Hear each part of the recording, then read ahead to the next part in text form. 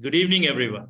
I am Dr. Sanket Nivale, representing Medical Affairs at Wockhardt Life Sciences. The topic for today is L20 Summit, time-tested legends, along with the new research antibiotic in type 2 diabetes mellitus. And with this, I would like to share our expert panel today. We have Dr. Abdul Hamid Zargar sir, who is our chairperson, Dr. Anirban Sinha sir, who is our expert speaker, and Dr. Jessie Thomas ma'am, who would be our expert speaker. The agenda would be very fluid. After the welcome and introductions, we'll have the opening remarks and context setting by Dr. Zargar sir. Followed by that, we'll have the first topic for today, which would be insulins and SUs, the time-tested legends by Dr. Anirban Sinha sir. Then we'll have MROC in DFI, a case-based discussion with Dr. Jessie Thomas, and opening for the discussion with all faculties. With that, I take the privilege of introducing our chairperson today, Dr. Zargar sir. Sir is an Economic Times Awardee 2021 member of the High-Powered Committee on Health and Medical Education, Government of India, Vision 2035, former director and chairman of Department of Endocrinology, Sher-e-Kashmir Institute of Medical Sciences, Srinagar in Kashmir, member of the Institute body AIMS, New Delhi, and member of the Medical Council of India, Government of India nominee. Past president, Endocrine Society of India. Also, sir had been the editor-in-chief of the Indian Journal of Endocrinology. He has more than 200 publications in national and international journals. So we welcome you for the event. We have our first speaker, Dr. Anirban Sinha sir, who would be talking on insulins and SUs, the time-tested legends. Sir is an associate professor, Department of Endocrinology, Medical College of Kolkata, awarded as A.V. Gandhi Gold Medal for Excellence in Endocrinology in 2010, and a fellow of the American College of Endocrinology in 2015. He has multiple publications in various journals and has written book chapters like the Paramedical Care in Diabetes, RSSDI Yearbook of Diabetes 2017. He works as a study investigator in multiple clinical trials and has presented papers and participated as a faculty in various national and international conferences. Sir, we welcome you for the event. We have a second expert speaker who would be talking on MROC in DFI, a case-based discussion. Dr. Jessie Thomas, she is one of the pioneers and working and training in the diabetic foot field, podiatry, for more than 2 decades. She is trained in establishing diabetic foot clinics conducted by the World Diabetic Federation in association with DFSI since 2002. Has experience of treating over 7,000 diabetic foot cases since 1997. Her main interest lies in foot salvage in diabetic foot management. She has to her credit in establishing diabetic foot clinics in various comprehensive diabetic care centers in Mumbai. Also instrumental in starting diabetic foot clinic at SL Raheja Hospital, along with Brigadier Joe Kurian in 2003. She has also published articles in wound care journals, Journal of Evidence-Based Medicine, and Wounds International magazine. Ma'am, we welcome you for the event. And now I'll hand over the session to Dr. Zargar sir, our chairperson for today, for opening remarks and context setting. Over to you, sir. A very good evening, dear friends and colleagues, and welcome to this L20 Summit. Today, we know that diabetes is escalating globally, and we have been talking about the emerging figures now for the last 3 decades. When I was a postgraduate, India had a diabetic population of 11.8 million people. The last study we published in Lancet was in 2016, when we postulated India had 65 million diabetics. And today we are almost approaching 80 million. Now, it is not only that we have now increased number of diabetics, 11 million versus 80 millions. In terms of numbers, that alone is not true. What many times we keep on missing is that when I'm talking about 1980-81 of those 11 million, people on an average used to get diabetes at the age of 48, published data from our own country. An average life expectancy was 56 years. People would officially retire from their position at the age of 54. So glycemia or hyperglycemia had the potential of doing a damage to the body for less than a decade. Today, the same diabetes occurs on an average, published data, at the age of 32. And this 32-year-old boy or girl has a potential of living till 75th or 80th birthday. So the glycemic burden on his body would be for half a century. So it is not only the numbers that are increased, it is the duration of survival to which body's tissue would be exposed to abnormal blood sugars if we do not take care of it. Now, today, I'm very delighted because I'm sure I was telling my colleagues from Wockhardt, in the recent times, we have been talking a lot about gliptins, SGL2 inhibitors, GLP-1 receptor agonists, their benefits, they're amazing drugs.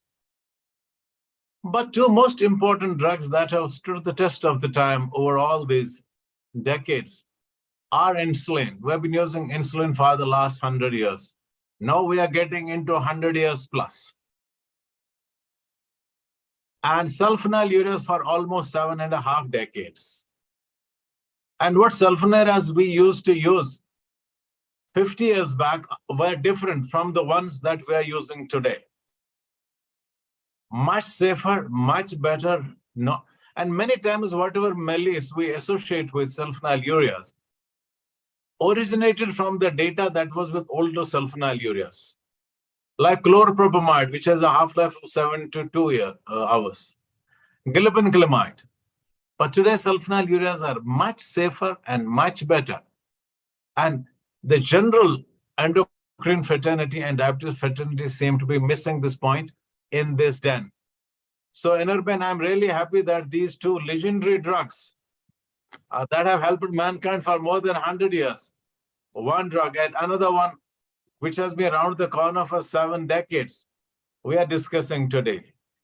And another topic, what amazes me, Dr. Jesse Thomas, first time, listening to a real-time podiatrist in a meeting. We have heard them minuscule presentations. But someone who has an experience of handling 7,000 diabetic feet, isn't that awesome? Isn't that amazing? See, we look at amazing people who do phenomenal work on coronary artery disease. We know of people who take care of the kidneys for decades. But people who are exclusively devoted to care of diabetic feet are relatively scant in this country. And Dr. Sanket just now told you in how many places she has been responsible for starting this facility. So I'm sure all of us are very keen to listen to these both speakers. For starters, I would invite Dr. Anirban Sinha, who, apart from whatever you have heard about him, is a very elegant speaker, is an associate professor in Calcutta Medical College, and publishes periodically very well. And I know I still remember, I was associated with the grant of that A.V. Gandhi Award more than a decade back to this young, brilliant man. Over to Anirban to start his talk. Thank you, sir. Thank you, sir, for your nice introduction. And thank you, the organizers, for inviting me to talk on this unique points or this unique opportunity of talking on two very robust molecules for managing diabetes. And sir has rightly pointed out that these drugs are in the management of diabetes for years. So these drugs are actually very important, even if the newer drugs are coming in, be it a newer gliptins, GLP-1 analogs, or newer drugs, which are definitely has a role in managing diabetes beyond glycemic control. But definitely in the diabetes patients, first thing we think about is get a good glycemic control, because that matters most. So for example, in a hypertensive patients, cardiovascular outcome depends maximally on the cardiovascular blood pressure control rather than the other added benefits of antihypertensive drugs. So getting a good glycemic control is very important for an anti-diabetic agent to be effective. And for that, both insulin and sulfonylureas are actually time-tested legends, as we are discussing. And we know that insulin had been a boon to the mankind for survival of type 1 diabetic patients. Before that, 1921, not a single type 1 diabetic patient may be past their 20s and rarely 30s. And so we understand that it is almost a boon to the mankind that we got the insulin, and it is available freely at present. And we are getting newer insulins and more sophisticated insulins and more matching with physiological function of the body with the insulin. So we need, and the sulfonylurea, sir has rightly pointed out, we may not have seen the journey of initial part of the sulfonylurea, the glibencamides and others, but definitely the newer sulfonylureas we have seen, and we have used it in our day in and day out practice, and they are very safe and effective in our clinical hands. So we are going to talk on these two famous molecule, almost the legends of the management of diabetes. Next slide, please.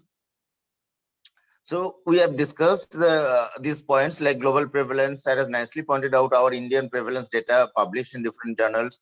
So it is increasing from 10.5 1921 to 12.2% in 2045, and we are actually crossing the China for the diabetic capital of the world. So we need to be more careful of managing diabetic patients and get a good glycemic control to prevent the complications of the diabetic patient. Because if the diabetic patients having complications, because they end up in more loss of wages and loss of daily productive life. So that is important to get a good glycemic control in a diabetic patients. So India accounts for 1 in 7 of adults living with diabetes. We understand how severe it can be. Throwing a stone in the road, maybe one person, if you hit 1 in a 7 per chance, it is going to hit a diabetic patient. And prevalence of people in 20 to 79 years, it's around 9.6%. So almost 10% of the population, the productive population of India, are actually having diabetes. They are expected to get the complications if not correctly corrected and getting a good glycemic control. Next slide. So coming to the guidelines from the real life practice, metformin had been a cornerstone of managing the diabetes, at least the type 2 diabetes patients, and it is not well tolerated in some patients. Then we need to start with the other drugs, and sometimes metformin is not sufficient for the patient to get a good glycemic control. Then we add on the other drugs like sulfonylurea, insulin, and newer drugs like DPP4 inhibitors, SGLT inhibitors, GLP-1 agonists. So point is that still the newer drugs like SGLT inhibitor, GLP-1 agonists are costly and may not be as effective as insulin. Definitely, we had talked about in our childhood, since our childhood student days, that we know the insulin can reduce the HbA1c of any level. Not a single anti-diabetic agent can do that. All the other anti-diabetic agents maximally reduce the HbA1c level of 1.5 to 1.6, at the most 2. But insulin can reduce the HbA1c of 3, 4, 5, and even HbA1c from 10 to 5 to 8, 6, something like that. So it is a huge potential of good glycemic control. And so is the sulfonylurea. It is less costly, and definitely these are not a point of concern of gastrointestinal disturbances, because we Indians take a carbohydrate rich diet, and GI disturbances are as per very common in our population, and we added drugs like DPP4 inhibitors or adding the drugs like metformin that increase sometimes the GI burdens, and sometimes they are so intolerant we have to withdraw the patient. So in this perspective also, both insulin and sulfonylurea is very safe and effective. It does not disturb the gut and also does not precipitate the pancreatitis or other secondary UTI or other infections like SGLT inhibitor can precipitate. Next slide. So increasing expenditure on healthcare is a diabetic subject in the developing countries had been a concern throughout the years, and there have been publications. As we can see, diabetes management poses a huge economic burden, because in India still almost 90%, not 80%, people pays from their pocket to get a good glycemic control, and even the hospitals, the state-run and the national central control hospitals still cannot provide the adequate medicines of all the levels to get a good glycemic control for all the patients. So that is the point where the glycemic control need to be more cheaper to the common man who come to our poor clinics who cannot afford all the sophisticated SGLT inhibitors or the GLP-1 agonists. Maybe these are very good drugs for add-on benefits, and they are definitely wonderful drugs, but cannot be afforded by common man of India. So that should be kept in mind when we prescribe a drug in diabetes. Next slide. Like coming to the two important pillars as we discussed, sulfonylurea, it was discovered way back in 1942, became available in 1960s. Second generation sulfonylurea offer good efficacy and better safety and widely used nowadays. As Sarah said, initial sulfonylurea had the hazards of precipitating hypoglycemia, precipitating other lactic acidosis and other in the metformin, like metformin, initial fenformins had lactic acidosis. Similarly, sulfonylureas precipitate the more hypoglycemias in the initial sulfonylurea, so which is not available and not used nowadays. So what we are scared of sulfonylurea is not available, the current sulfonylureas. So you should be remembering that when we prescribe a sulfonylurea. Similarly, insulin have been getting changed from years, from 1921 to current days, almost 1 decade has passed. So we have changed the patterns of insulin availability. The analogs insulin are available, even the human insulins are available free of cost. In our student days, we have seen the bovine and porcine insulin, which has been out of phase now because they had some reactions and some concerns. So we have the human insulin is a much cheaper cost, and that is actually a boon to the mankind. Again, we all the patients, it can easily get the insulin and get a good glycemic control from any HbA1c level. And but honestly, as I said, the newer analog insulin may be more physiological to look at, but they are costlier. So we still have the human insulin, which are easily available at present and cheaper cost, which can be safely used in the most of the diabetic patients, even the poorer section as well. Next slide. Sulfonylurea are the time-tested agents. So glycemic efficacy, we have seen that this is a very busy slide. I'm not going in detail. So sulfonylurea and metformin provided the best HbA1c goal that is less than 7% in a systematic review of 218 randomized control trial, almost 80,000 populations, with the efficacy of around 50% in both, almost 40 to 50% in both. So these drugs are very effective in good glycemic control in a big meta-analysis. So it is not a single population study. Big meta-analysis also shows that these drugs has a good glycemic control in wide range of population, in wide perspectives of population, and this should be trusted on for future management of diabetes. Next slide. Next slide. Sure. No, okay. Long-term efficacy of sulfonylurea. So we have seen that retrospective studies of tertiary diabetes centers that majority of the patients who have long-term diabetes, that is standard deviation of 23 plus minus 14 years, were on sulfonylurea as in monotherapy around 65% of the patients, mainly glycoside and glimepiride, compared to the 43% of the similar mass patient of with the type 2 diabetes. So sulfonylurea could be effective and safe over a long period. So we are concerned about the sustainability of the efficacy of the drug. For that also, though initially we thought that sulfonylurea, because it stimulates beta cells which can rapidly exhaust it, but definitely in the studies, analysis has shown that they work well even up to 20 years of diabetic patients. Almost 65% of the patient can still be on sulfonylurea with a good glycemic control. So that gives us assurance it can be used for longer term as well. Next slide. So safety of sulfonylurea, we are concerned about all CVOT trials with all the newer molecules because CVOT is the in thing, though recently FDA did not withdrawn the recommendation of mandatory CVOT trials for all the newer drugs or anti-diabetic agents, but still CVOT is a concern. On that perspective also, those sulfonylurea came in the market way before the CVOT concept developed, but still if we go for retrospective calculation, we have shown that managing macrovascular complications, well-established safety profile has been documented more than 60 years in the market, and meta-analysis of direct or indirect on 13 studies have shown that there is a good about glycoside and glimepiride are associated with the lower risk of all-cause cardiovascular related mortality, whereas the sulfonylurea failed to show other sulfonylureas fail to show significant benefits. So what we commonly use in our practice is the glimepiride and glycoside. They are quite safe. We can see the forest plot. We can see glimepiride glycoside, though it touches the baseline, but glycoside definitely does not touch the baseline. So newer sulfonylureas does give a better management of CVOT outcome indirectly, though it is not a correct CVOT trial. Next slide. Safety of sulfonylurea from Carolina, though it was planned initially to non-inferiority trial, that shows that it did show the linagliptin and the glimepiride. Linagliptin was non-inferior or similar efficacy and similar cardiovascular outcome at par with the all-cause mortality as hazard ratio of 0.9, severe mortality and non-severe mortality all. So it is non-inferior. So initially thought to be, it is as made as a beneficial of linagliptin, but the study did find out that there's a similar efficacy of mortality benefits, both cardiovascular and non-cardiovascular benefit in the glimepiride compared to the linagliptin. So it gives an assurance that it is as good as linagliptin in cardiovascular safety profile and non-cardiovascular CV mortality as well. Next slide. Coming to the older studies, earlier clinical data to Carolina, like Wikipedia's, we all talk about this.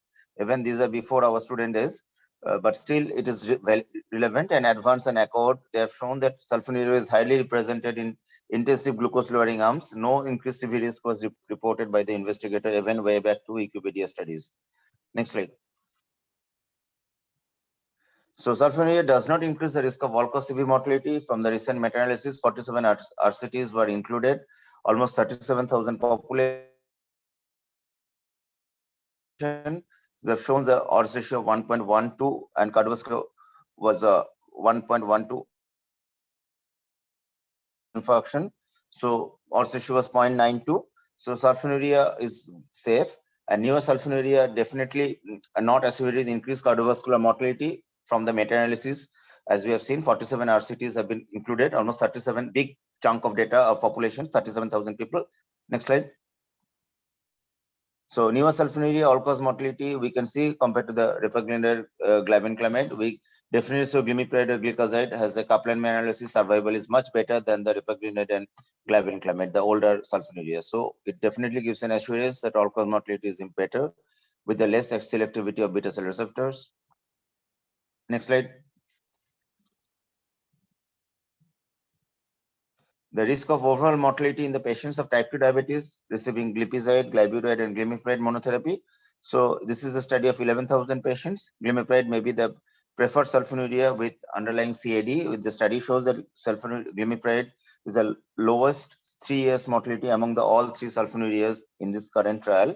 So glimepiride at least as good as other drugs, or it's slightly better than other 2 as compared here is the glipizide and glyburide. Again, those are not commonly used at present, but glimepiride is slightly better than lowest 3 years mortality in perspective. Next slide. Safety of sulfonylurea, we are all concerned about hypoglycemia in sulfonylurea, as is the insulin. But honestly, if you can educate the patient well, and the newest sulfonylurea, significantly later generation sulfonylurea, as we are talking about, hypoglycemia is much less. And if the patient is educated how to plan the meals, how not to skip the meals, and then I personally feel in my clinical practice, sulfonylurea does not cause significant hypoglycemia. So is the insulin as well. If the training is correct, it does not affect the hypoglycemia risk profile. But we need to explain the patient about the management and factors which can precipitate the hypoglycemia. Next slide. Guidelines statement for affordability, accessibility, because nowadays all the countries throughout the world, even first starts with the NIH, that is British, they're funded by the government. So they found that care for the patient of diabetic patients, widespread condition of diabetes, cost effectiveness is very important because they pay from the government pockets. So in general, insulin, SGLT inhibitor, epinephrine inhibitor, GLP-1 agonists are more costly than the metformin and sulfonylurea. So NIH guidelines still holds the sulfonylurea metformin as the first line for most of the diabetic patients for management. And really it works well in our country as well, as we have seen in the clinical practice. Next slide. Guideline statement of affordability and accessibility. So newer to drugs, and which does show that give a sulfonylurea in a patient of type 2 diabetes who do not achieve the glycemic control with metformin alone, who have contraindication to metformin, we can also use that as a first line agent. It's a WHO has developed a clinical guideline on this perspective, and this is now we use this in unofficially as a replacement of metformin. Now WHO has come up with a guideline that it can be used if the metformin intolerant patient as a first line, especially in the cost concern is there, and then gives a wonderful outcome without significant hypoglycemia as well. Next slide. So guideline statement for affordability. So we know the Nielsen guidelines talk more about the SGLT inhibitor, GLP-1 agonist, but there are small caption there that considering the cost and access, and honestly, for the European people or the Americans, this may not be the significant factor. For as an Indian, cost, as I said in the very beginning, 80% of the patient pays from their pocket. There is no insurance coverage. So cost is very important for most of our anti-diabetic patients, diabetic patients, to be treated for long term, because it is a long-term disease process. It is not a single go of 2 months, 1 month therapy. It gives a good glycemic control required for a longer duration. Their cost is very important, and that perspective, again, guideline says the sulfonylurea, thiazolidinediones, and certain insulin, the human insulins, are very effective at good glycemic control without significant increase the cost. Next slide. So I've talked about this. Next slide. So place of sulfonylurea in the management of type 2 diabetes in South Asia, as I said, South Asian people had different food pattern, different genetic pattern. So we need to have a good independent guideline for consensus for diabetes management. Where it correctly says that cost is the important consideration in this region of the world, and sulfonylurea could be the oral glucose lowering agent of choice in these countries with low income setting countries of this population. So in this population, there is a definite guideline that we should be using these kind of drugs in the resource poor content or the patient who cannot afford the costlier medicines in the beginning. Next slide. Human insulin is the second reagent. As we are talking, initially we have talked about the sulfonylurea. We have realized that insulin therapy is mostly important when we almost 5 to 10 years of the diabetes period has passed in the type 2 diabetic patients and the beginning of the type 1. So when 50% of the beta cells are lost and fail to achieve the maintained HbA1c with any anti-diabetic agents, 3-4 anti-diabetic drugs added on, but still HbA1c is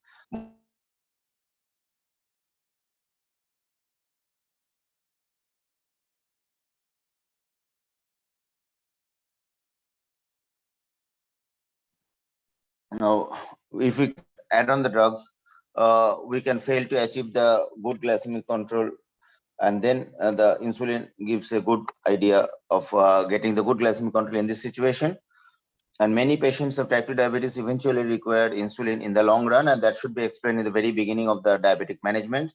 So insulin holds good in any situation, be it in the early stage when the patient has a sepsis, complications, or the patient cannot have a good glycemic control presence with the glucotoxicity. Then also we can start initiating in the very early stage, and honestly that gives a better advantage in the initiation of glycemic control. But in the latter part, when the insulin is depleted, 50% beta cell are lost, so insulin should be the only drug initiated along with the other drugs. Next slide. Insulin is a vital drug. As I said, 5.6 million insulin must take the daily management of diabetes, and they are affordable. And affordability is a guest concern for our people. As I said, family healthcare providers, all depends on the meager source of income. So affordability of simple human insulin works well. And the wonderful drug of insulin, and it works very well for any HbA1c level, as I said in the very beginning. Next slide. Costylated insulin underuse among the patients with diabetes. There are studies have shown that around 25% of the type 2 diabetes patient confess that costylated underuse of insulin because they cannot afford it in the costlier insulins, maybe the better insulins, but still they're costlier. Around 66% of the individual faced hardship on purchasing the diabetes equipments. Wide cost barriers have been documented, and poor glycemic control was patient with a cost-related underuse among the other patients. So all these factors have been documented in the studies. This is published in the JAMA Internal Medicine. So these have been known facts in our clinical experience, as well as a published data, that we need to get a good glycemic control with a cheaper price. And there's the insulin, the human insulin comes a very big role without adding the designer insulins. Next slide.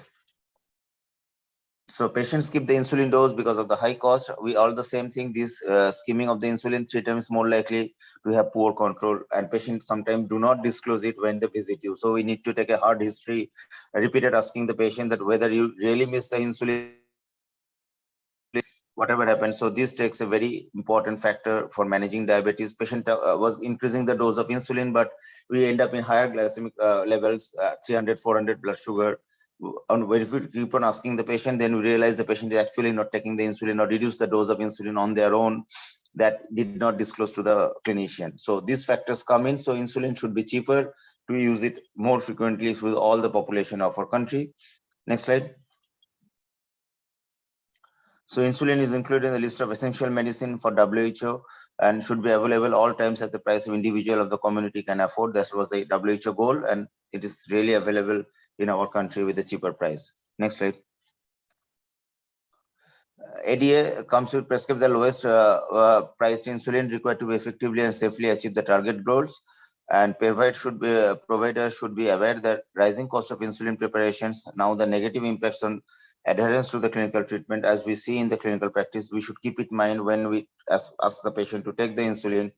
We ask the patient their affordability first, then write the prescription. Honestly, I do that whenever I write any drug. I ask the patient whether you can continue it, because asking the patient to write a drug, patient says, okay, I can take it. But if I tell them you have to take it for your lifelong, patient may hesitate, and there comes the picture of whether the patient can afford it or not. And that should be clearly explained to the both clinician and the patient, that what they can afford and what can be continued for lifelong. So then we choose the drug wisely. Next slide. So here create the greater transparency among the supply chain to understand the rising insulin cost, and limit features list of price increases in the rate of inflation, allow the government negotiation to drug price. So these are all nitty-gritty factors we may not be understanding as a clinician, but rebates, past savings, and expedites the approval of the insulin biosimilars. These are government regulations. Biosimilars becomes cheaper, and so it should be approved earlier by the government, so make it more available and cheaper cost to the common people. So all these factors should be kept in mind when you prescribe the drugs. Next slide. Anirban, a little faster.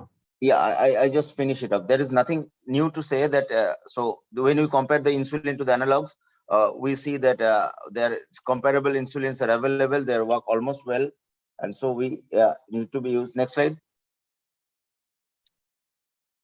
Basal insulin versus other analogs. Again, the newer insulins are costlier, but basal insulin is still the gold standard. When we compare any drug, any long-acting insulin, we still compare with the glargine. And so glargine remains the gold standard for managing the long-acting insulin. So it should be used widely compared to the newer insulin when the patient cannot afford it. So that should be kept in mind in the one single line. Go on, next slide. Next slide. Yeah, long-term acting insulin analog versus NPH. They have shown that in long-acting insulin analogs in the type 2 diabetes does not seem to provide a better glycemic control compared to the NPH insulin. NPH insulins are much cheaper compared to even the glargine. So NPH insulin works well if we give twice daily. So it should be prescribed adequately to get a good glycemic control in the cost-concerned patients. Next slide. I think I end my talk here because most of the things are same. The comparisons of safety are almost similar of both the costlier drugs versus the cheaper NPH insulin and the regular insulins. So in practice should be modest compared to the NPH insulin. So it should be more useful and should be commonly used in our patients. Next slide. Next slide, please. Keynotes. So GLP analogs and basal insulin. These are the meta-analysis. Comparison, again, we show the 10 randomized trials, and compared to the regular insulin, newer rapid insulin, minor glycemic advantage, which is not significant when you consider the cost of the medicine in the patients. Next slide. Efficacy is almost similar. It's as good as the newer analogs. So again, in the efficacy wise, it is equally effective with a much cheaper cost. Next slide. Go on, next slide. There is nothing. Okay.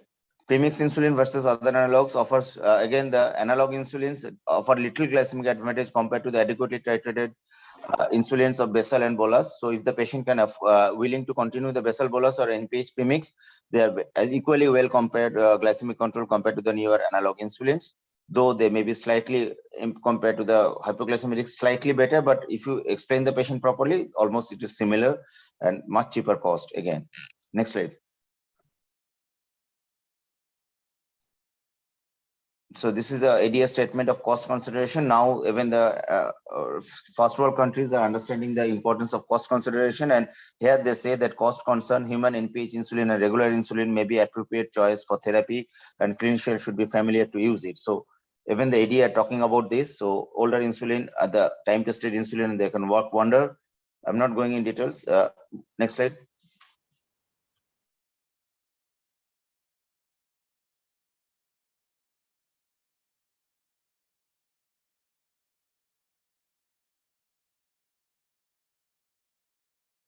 Next slide. Hello, next slide.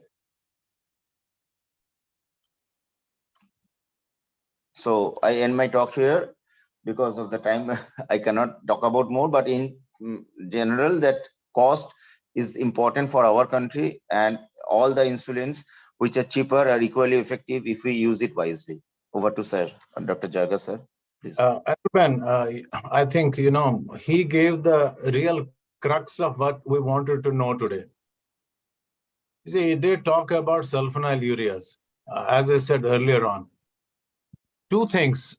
One of the first cardiovascular outcome trials was on sulfonylureas in 1960s by a university data group, diabetes data group sponsored by NIH. And that time, a tall butamide and tall azomide were found to be cardiovascularly not safe. And unfortunately, that stigma continued till recent times with sulfonylureas when the basic molecules were different. And today he very unambiguously talked about the Carolina trial, while, linagliptin, one of the safest gliptins, was compared with glimepiride, and results were amazingly, surprisingly equal, even in terms of sulfonylureas, in terms of cardiovascular events. So this needs to be reiterated that yes, today's this molecule is totally different from what was the molecule structure, functionality, duration of action 30, 40 years back. And second important thing, the most important thing, if you want to reduce any target organ damage, first thing to do is reduce the hemoglobin A1C. And two most powerful agents to reduce hemoglobin A1C today available are sulfonylureas and metformin. Anirban did talk about the Wikipedias. Every time you drop HbA1c by 1, there's a reduction of almost 1/4 in the prevalence of microvascular disease. So those factors cannot be neglected. Second, insulins, before the discovery of insulin, average life expectancy of a type 1 diabetic used to be 6 months to 2 years. And today they almost, if taken care of right from the beginning, can achieve a near normal life expectancy. And we used to have problems with bovine and porcine insulin that Anirban talked about.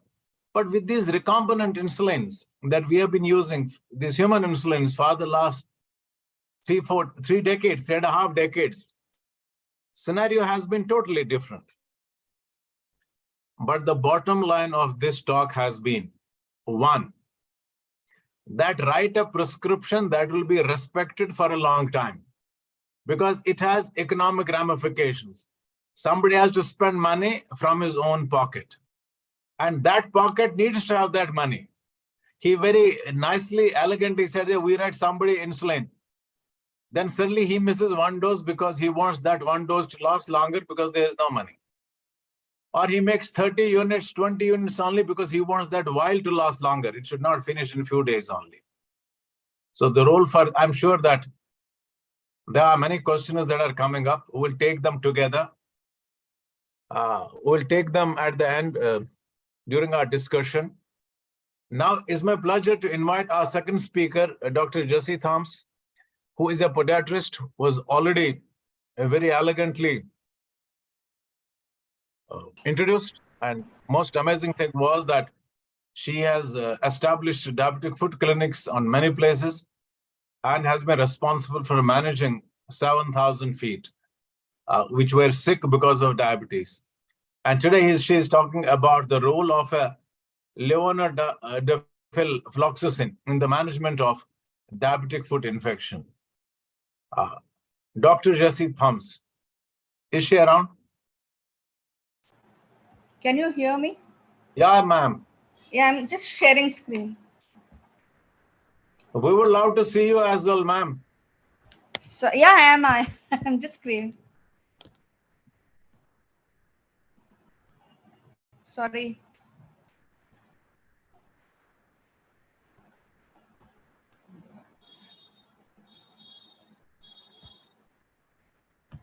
Sankit, you can present the slides and ma'am can. Sure. Nirav, have you given ma'am the sharing rights? There, yes. Yeah. Wait.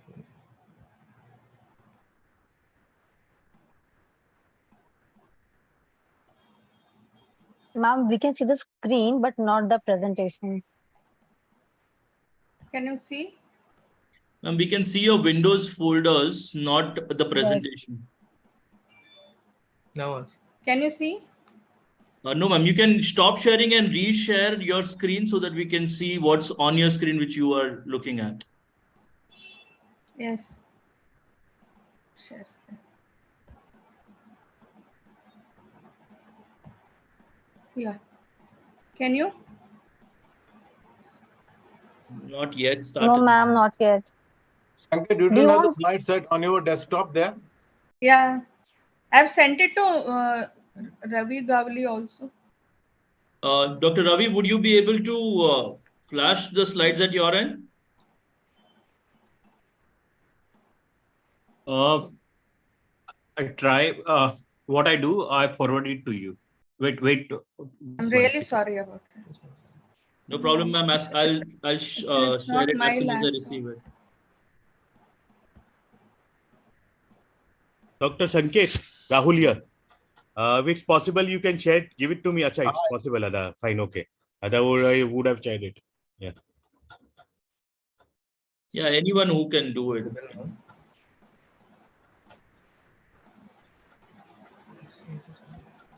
Can you? Ma'am, I'm just waiting for the slides to reach me from Dr. Gavli. Dr. Sanket, I can share the slides if you want. I have the slide open in front of me. Yes, please go ahead. Please. No, Please share. I've done. Did you get it, Priyanka? I've sent it to Dr. Gavli. Ma'am, I also have a set of the slide deck unless you have changed No, something in I've that. changed the whole thing. Oh, is it? Madam, I haven't received from you. Probably you sent it to wrong email address.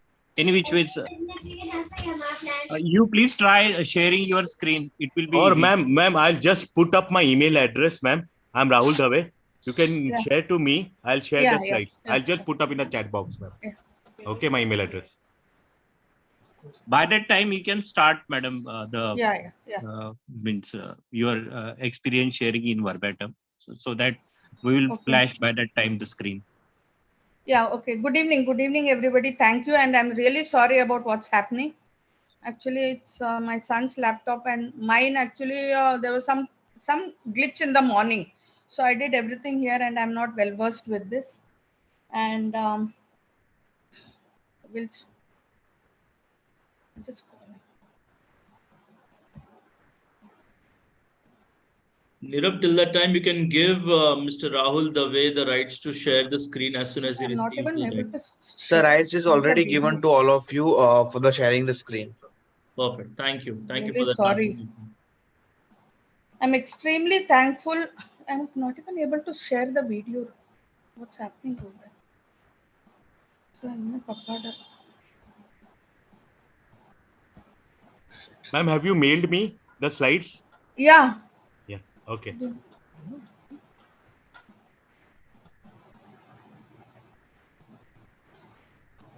So I'm not even able to share my video.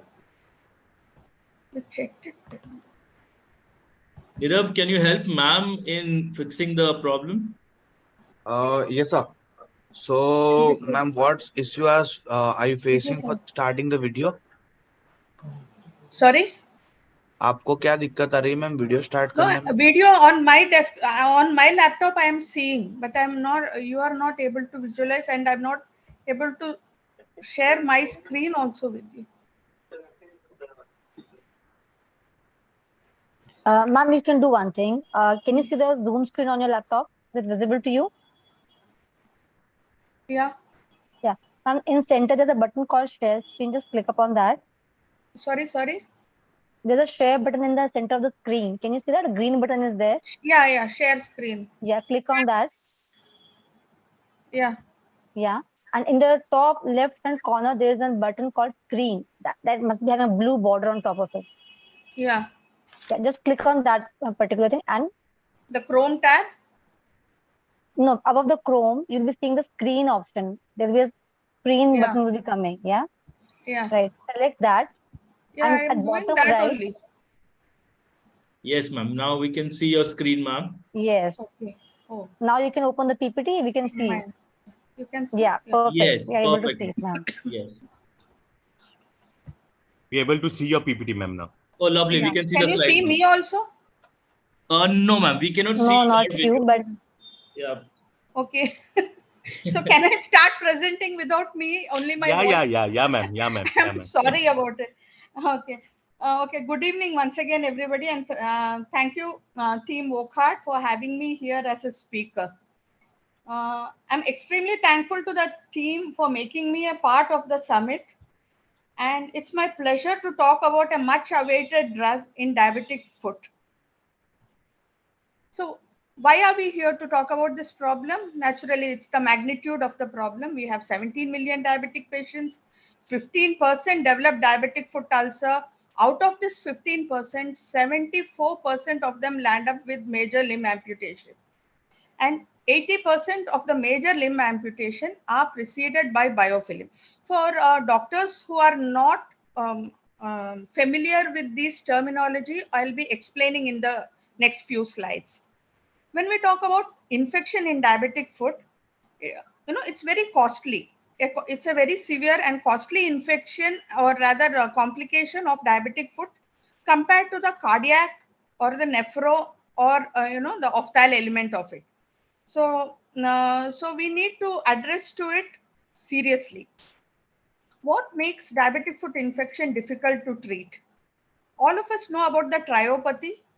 Now, when we talk about the triopathy, the immunopathy is the leukocytes which are there for various reasons, or because of persistent hyperglycemia. They have impaired phagocytosis, they have impaired chemotaxis.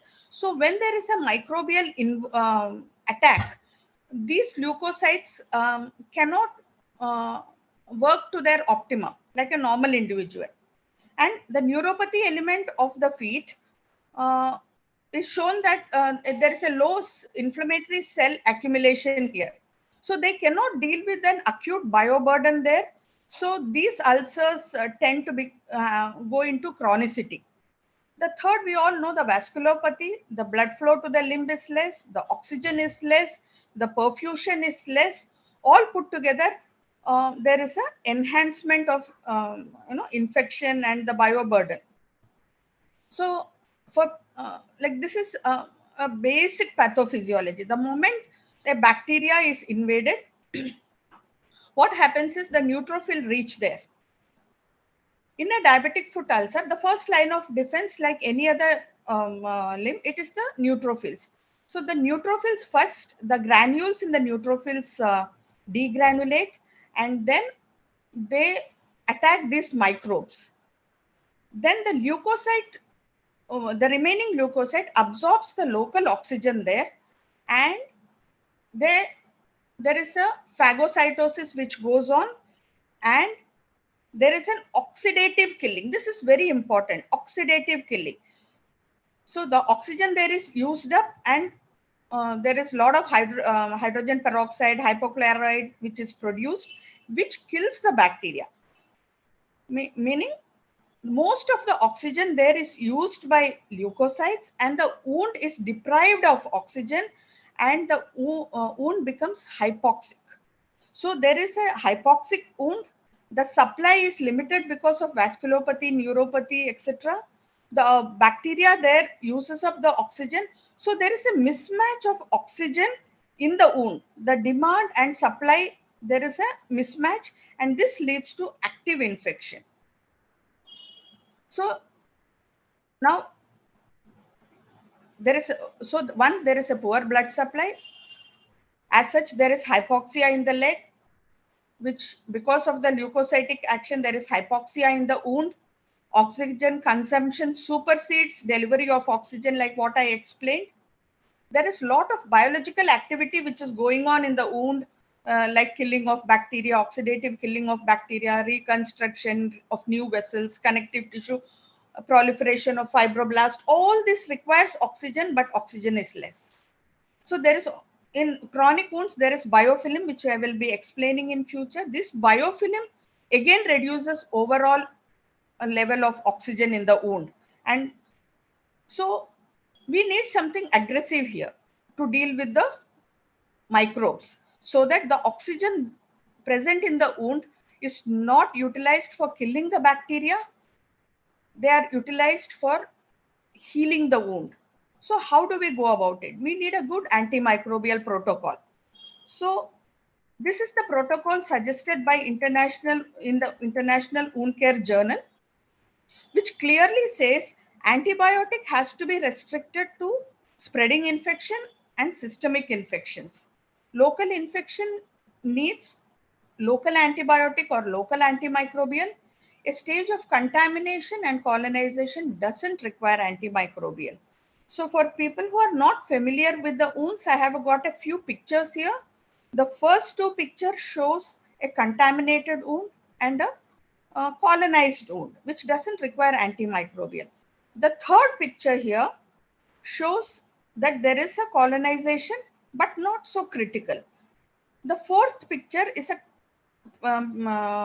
critical colonization. A wound in the third picture suddenly starts exudating more, suddenly looks pale, suddenly starts smelling. So this is called critical colonization, where this limb requires antimicrobial therapy. And the last one is a spreading infection, which definitely requires systemic antibiotics and a good debridement.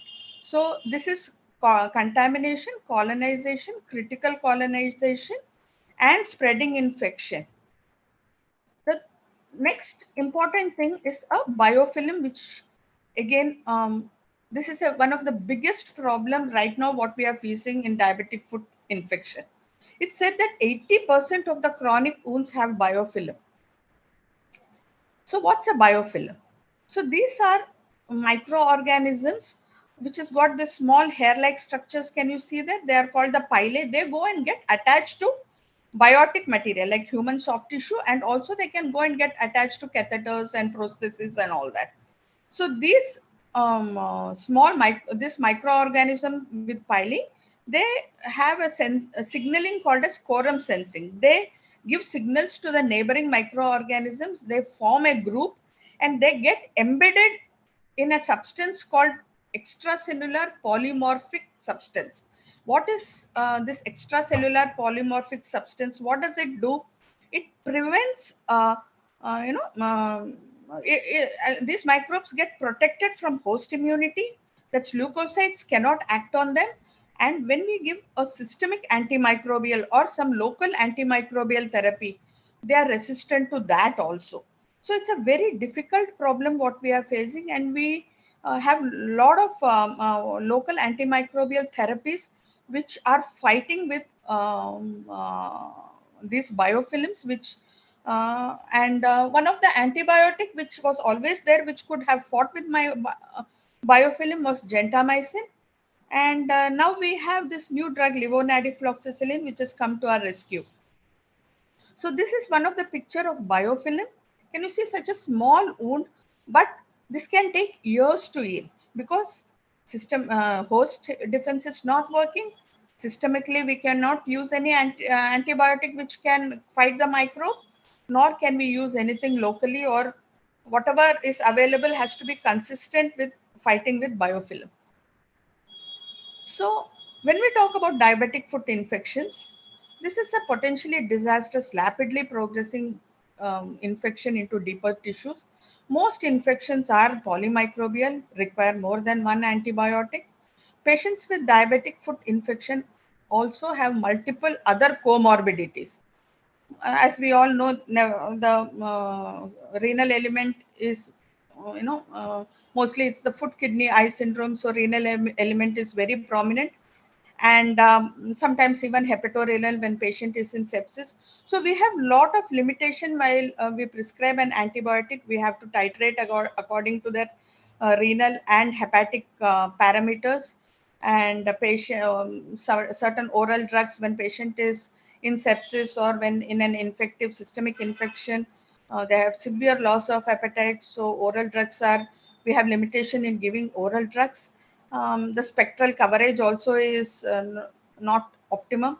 So hence the choice of antibiotics would be broad spectrum coverage, which doesn't require dose modification, which has got similar bioavailability, injectable and oral, while switching from oral, IV to oral, and it should have preferably an action against biofilm, that if not asking for more, and overall it should be safe.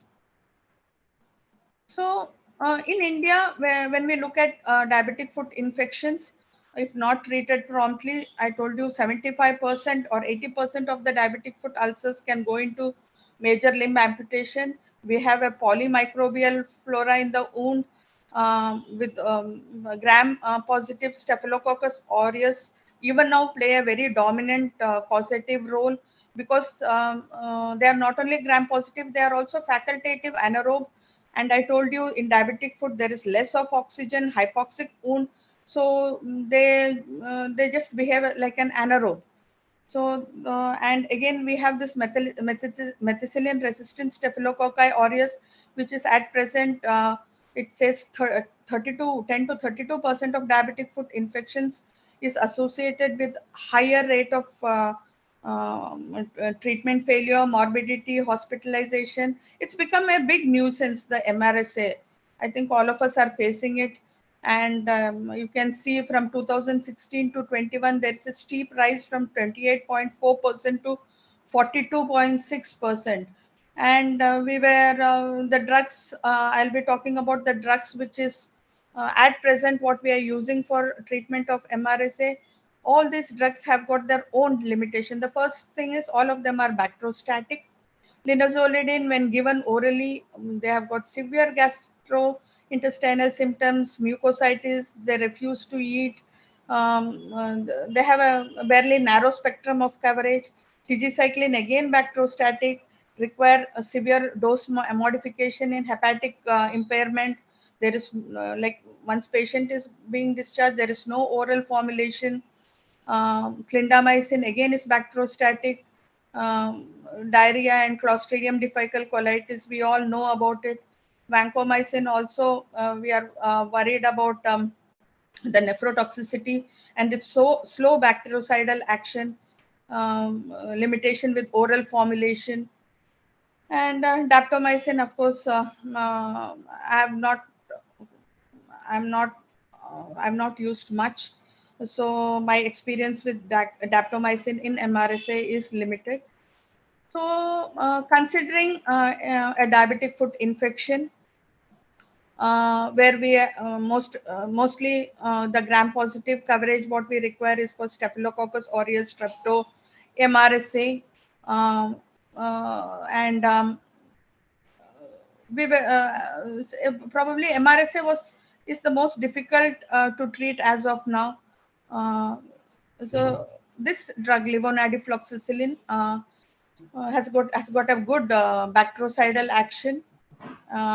It's excellent biofilm activity, broad spectrum activity against most of the gram positive and quinolone resistant gram negative or microbes. And most important is very easy shift from IV to oral formulation, excellent bioavailability of more than 90%, and most important, superior safety. No thrombocytopenia, no QT prolongation, no renal and hepatic enzyme, even after using for 3 to 4 weeks in my experience. So my number of patients I have used in the past 1 year could be close to 20 patient. This is one of the recent case which I would like to discuss. Very interesting. She was a 55-year-old female who came to me with low-grade fever, loss of appetite, severe mucositis, severe pain in the foot, the right heel. You can see the wound. This is post-operative. Poor blood sugar control. Her hemoglobin on admission was 8.5, which was corrected before surgery. She came with a WBC count of 18,000, creatinine of 1.4, very sick looking. X-ray foot showed no osteomyelitis. Arterial Doppler biphasic showed biphasic flow with generalized atherosclerosis. transcutaneous oxygen pressure monitoring. This is one of the the method where we decide whether there enough skin perfusion. It says anything above 30 or 40 is a healable wound with little push. Something below 20 needs intervention like angioplasty or revascularization technique. So the culture before admission, like she was debrided 3 times before she came to me in a span of 8 days under anesthesia, and culture done then showed E. coli. So after discussing about the diabetic foot, the characteristic of diabetic foot, what happened with these 3 debridements? Every time the wound was debrided, there was there was an influx of leukocytes uh, and usage of oxygen. So the wound was deprived of oxygen, even though it was a fairly good blood supply. The wound uh, was hypoxic. So this was there uh, in my mind when I took her for surgery. And also this wound the dressing was very poor, meaning in the sense it was not a very comfortable dressing, not a very sterile dressings when she came to me. So I also expected some amount of gram positive infection, mostly staphylococcus in these cases where they are also facultative anaerobes. So all this was in my mind. And in diabetic foot we say heal never heals. So I am always very strict about dealing with a heel patient. I always offload them. Even while lying down, I give them instructions. The heel should not touch the bed. And it's a very difficult wound in terms of when we talk about diabetic foot. So present admission, she was debrided again. Creatinine within 24 hours came down to 1.1 from 1.4. WBC reduced to 16,000. There was no fever, but appetite was status quo. Considering that she was debrided thrice and there would be hypoxia, I started her off with hyperbaric oxygen, but the pain persisted. So this was very difficult for me to explain. The pain was the same from day one. It was the same even after debriding, even after parameters showing that she was better, no fever. Of course, appetite was reduced. So then, since I had already expected there could be a gram-positive staphylococci, I started off with MROC pre-operatively. I mean, immediately within 24 hours when her pain did not reduce. Dr. But to Jesse, my we'll have to be surprise, a little bit faster. sorry, the culture showed We'll finish at enterococci. 8:30. Sorry, sir. Enterococci showed the culture showed enterococci fecalis. Anyway, the gram-positive coverage was good. WBC reduced, creatinine came down to 0.8, and the pain continued. This is when I used an innovative method. I made antibiotic calcium sulfate beads, which was much below the desired dosage. 3 ml contains only 24 milligram, but I made beads, I put it into the wound, and the pain subsided. So local antibiotic treatment of levonorgestrel here helped. So this is the dosage what we recommend when the IV and oral with same bioavailability. You can see the same bioavailability with IV and oral. This is the broad spectrum of bacteria which is covered with levonorgestrel, and with very less or no side effects or no dosage adjustment required in renal and hepatic thing. Thank you for patient hearing, and I'm sorry for all the initial glitches, and now still continues to be the same. Technology has a unique way of caving in.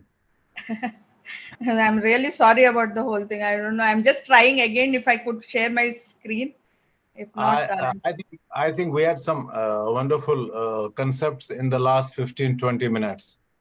Firstly, talking about that biofilm and how it deprives the tissues of oxygen and how it Yes. will be handled. Yes. Something that probably, many of us would have understood better today for the first time. Oh, And more thank you. importantly, when somebody has a diabetic foot, she very elegantly said many times it is not diabetic foot alone. If you look at that first person, creatinine was already 1.4. Yes. And many of these patients will have concurrent diabetes-related comorbidities. Yes. It would also complicate many issues Yes. and make management difficult. And you saw, all of us saw those awesome feet, terrifying feet. I'm just like, something that must have been neglected, not for a day, not for a week, probably for months. And the sort of, I think it will be a microbiologist's dream to culture new stuff from that. And multi-drug resistant bugs coming out of it. Yes. Yes. Awesome. Coming down, I don't think, is Anirban still with us? No, sir, he had some commitments, so he had to leave, sir. There are a couple of questions that had been asked to him. Maybe I take them over. The first was, in the contemporary world, can we say that human insulins are better than analogs? No, nobody said that. We only said that probably the benefit in terms of hemoglobin A1C is similar to analogs. Analogous duration of action might be slightly different. The postprandial might be covered different because if you have a shorter acting component of it, like, a regular insulin which operates, let's say Voslin 30/70, which operates 4 to 6 hours. But if another one where there is Lesipro or there is Aspart, it gives a peak at 2 hours.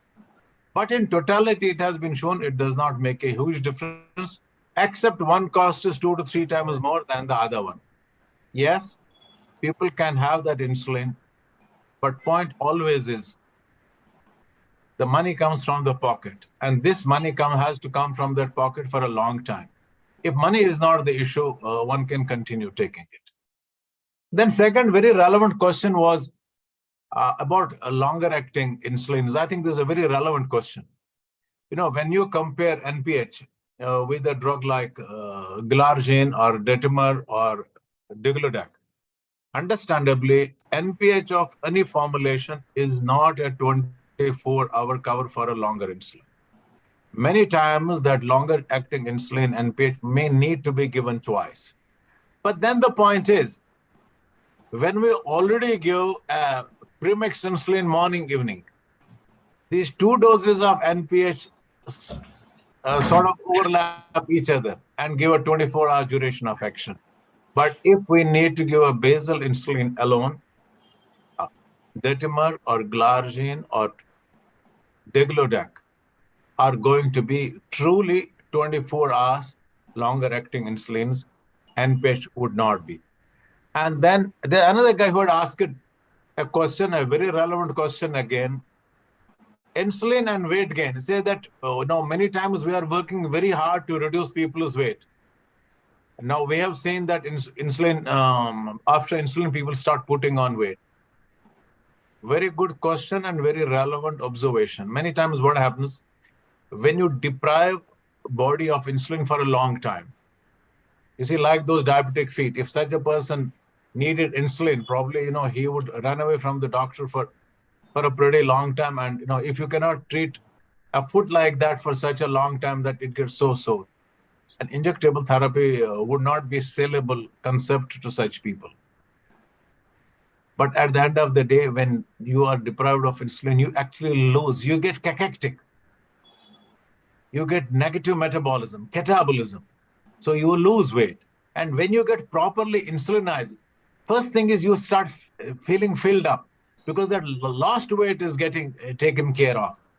But yes, apart from this, the conventional insulins make one person a few kilos of weight. And many of us do simultaneously combine it with metformin in patients with type 2 diabetes mellitus. And if it's a problem, or if affordability is not a problem, also combining it with a cheaper SGLT2 inhibitor. And then, probably they will counterbalance the whatever weight gain has been there. Jesse, I know, Thomas, there is a couple of Yes, questions. sir. You know, with all these procedures, you also talked about revascularization, Yes. in resistant feet. No, Yes. in what percentage of people do you think, one, this revascularization would need to be done? And second, that this revascularization will be successful? Because we know we have for a long time underplayed the possibility of peripheral vascular disease in our country. Yes. Because, routinely we would not do ultrasounds, we will not do Dopplers. And Yes. in fact, even my whole generation would only get an X-ray done to find out if there is a vascular calcification. And you can imagine, by the Yes. time a person will get vascular calcification, how long the vessel must have been sick. Yes. So the question is, what percentage do you believe would be helped by the revascularization? So in my practice, something above knee, that is a occlusion in the SFA, superficial femoral artery, or the large vessels, I don't think twice. I just subject them for an angioplasty. But when it is a below knee disease, if I am like, I also do a transcutaneous oxygen pressure monitoring. If at all the blockages happened over years, what happens is they do have good collaterals if the patient was active. So if the TCPO2 is somewhere above 35-40, what I do is I do not revascularize. I subject them to hyperbaric oxygen. But if it is a posterior tibial occlusion, and if the area I am operating is the sole of the feet, and then I would prefer an angioplasty, considering explaining to the patient that this is not going to be a permanent solution. This might recoil, and I'm using a like they are using a balloon angioplasty, but this is just to cross the bridge. Absolutely, to give some bridge over time. So, I think, Sanket, we have already crossed the time. We're already almost 9:15. Over to you for some final words from the organization. Thank you, sir. So for the last and the final vote of thanks, I invite our marketing head, Priyanka, to give the vote of thanks. Over to you, Priyanka. Thank you so much, Dr. Sanket. And first of all, let me share with you, today we were joined by around 700 delegates who were seeing the session all over the country. So that's how the audience response has been. So first and foremost, let me say a big thank you, Dr. Zagar, because without you, this session wouldn't have been really possible. And you're a very accomplished clinician and academician. It's always an honor to hear you speak. Thank you So so thank much. you so much, sir. And I must say thank you to both our faculties, Dr. Jesse Thomas and Dr. Anirban Sinha, who did a fabulous job talking about all the molecules that we discussed today. And I must say thank you, Dr. Sanket also and Dr. Ravi, who are heading our medical team and who were the people behind this entire show, and Dr. Alpa, who was coordinating for the entire program. And let me also give a big heartfelt gratitude to our leaders, Mr. L.C. Sri Vishnu and our president, sir, Dr. Amrit Medikar, sir. Because without their guidance, we cannot take even a single step. So thank you so much. And last but not the least, my field colleagues, because they are the ones who actually go out, talk about the program, and invite all the delegates. So thank you all. Thank you so much for making this program very, very successful. Let me also just take a moment to highlight few of our products from Wockhardt that we have. So this session was brought to you by Vosulin and Glimade, along with MROC. So Vosulin and Glimade are the legends of Wockhardt. Both have completed 20 years, and Vosulin happens to be first Indian biosimilar insulin. So that's how about it. And MROC is our new kid, and we are trying to reach out to new patients and new HCPs for sale. So thank you all. Thank you so much for spending time with us and making it a big, big scientific piece. Thank you so much, and good night. Good night. Yeah. Good night, all. Thank you, sir. Thank you, Dr. Thank you so Abdul. much. Thank you. I'm sorry I'm not able to show my face to you, but it was a pleasure meeting you. Next time, maybe. Priyanka, Yes, sir. Priyanka, you're talking about the insulin and Vosulin.